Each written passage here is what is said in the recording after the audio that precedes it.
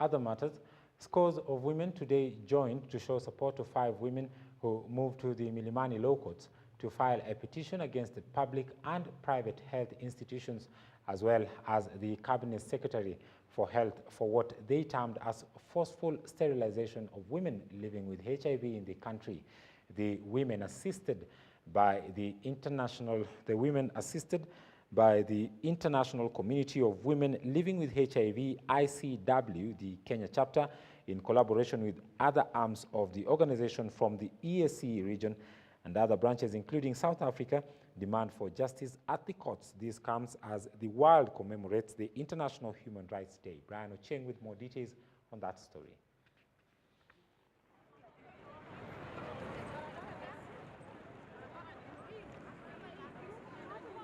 As the world marks the International Human Rights Day, Kenya Legal and Ethical Issues Network KELIN, African Gender and Media Initiative Trust GEM, in collaboration with International Community of Women Living with HIV ICW, led 5 women living with HIV in a peaceful walk from Uhuru Park to file 2 petitions over forced sterilization in the High Court of Kenya.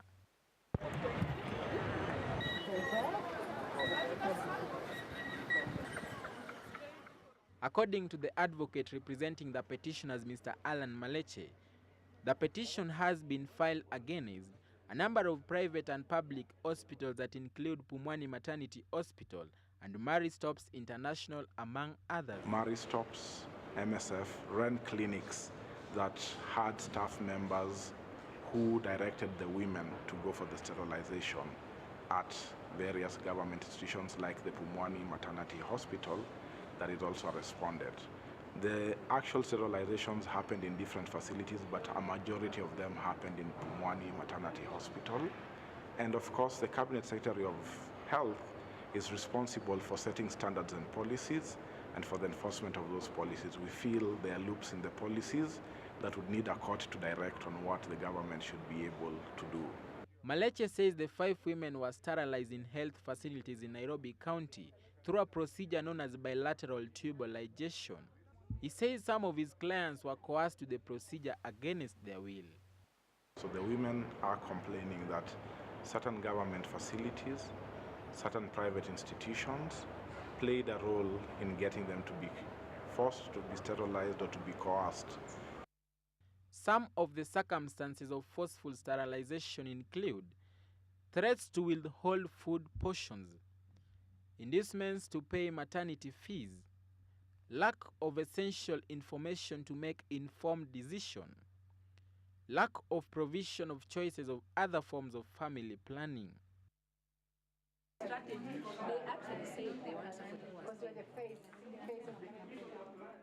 We met Tresia Njoki, who is not only a victim but also the ICW Africa Regional Vice Chairperson.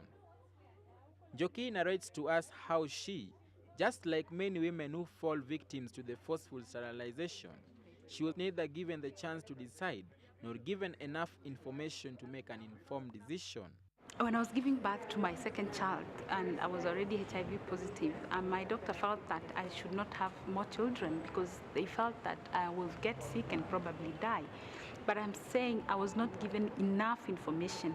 And you know, like sterilization is not an emergency. It is not something that needs to be done at there and then. So I needed to be given information, process that information and say that I want to be sterilized. But that is not a procedure that was followed. So I found myself into the theater and out from the theater when I was already sterilized. The national coordinator of ICW Kenya, Mrs. Inviolata Mbwavi, says the lawsuit acts as a culmination of the hard work of women living with HIV in Kenya to help those who shy off from seeking legal redress. We are so determined as activists. We are using our moral authority because we are the ones who are victims here in a way.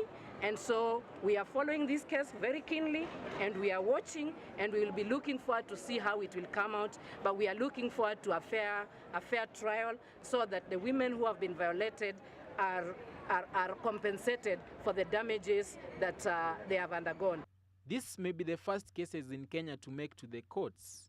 Regional Director for ICW Southern Africa, Mrs. Promise Mdembu, told GBS that in South Africa recently, there was a court settlement for women living with HIV who underwent the same, and asked the Kenyan courts to serve justice to this case, terming it as a continental problem. Africa-wide violation of women's sexual and reproductive rights and human rights, and we are here to denounce this practice in Kenya.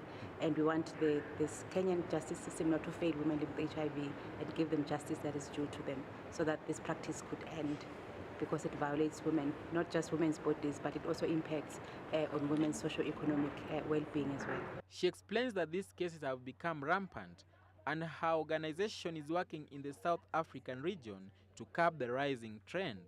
We have documented so far 41 cases of this violation in South Africa, and we found 49 in Namibia and Lesotho. In Lesotho, they found 75. So this is a practice that is very widespread in my region. The mention day for the two petitions has been set on the 24th February 2015. Brian Ochieng, GBS News.